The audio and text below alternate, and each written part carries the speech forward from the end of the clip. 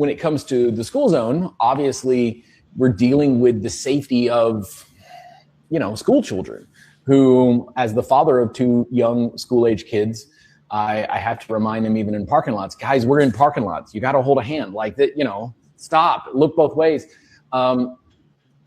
Most schools in Georgia, most schools in America aren't walkable, right? You can't just walk to school in most places. There are a couple here in Spalding County where you can walk. There were two, in fact, that people, students and, with their parents or without their parents routinely did walk.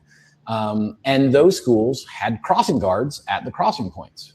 But now that the school zone camera safety system and the for-profit out-of-state corporations that run them are involved, the school zone has decided, well, we don't have to pay crossing guards anymore. We have these cameras. Everyone will slow down. It'll be Shangri-La now that we've got a surveillance state. And so, on the other hand, we know that they're writing. They've literally written hundreds of thousands of these tickets just in Spalding County, where there's only 70,000 people in the 3 years that these have been active here in Spalding County. So we know that no one's slowing down. So even though no one has slowed down, we now have no crossing guards. So the children involved, the children that we're trying to protect, are less safe than they were before the School Zone Safety Act came in.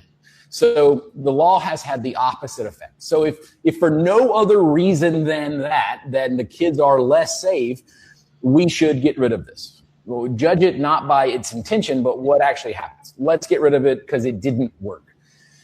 But is that really the point? Was that really why they put it into practice? If you judge by what they say, the corporations themselves say, no, that wasn't actually why. That's the excuse to put it in. But the reason they put it in was the money.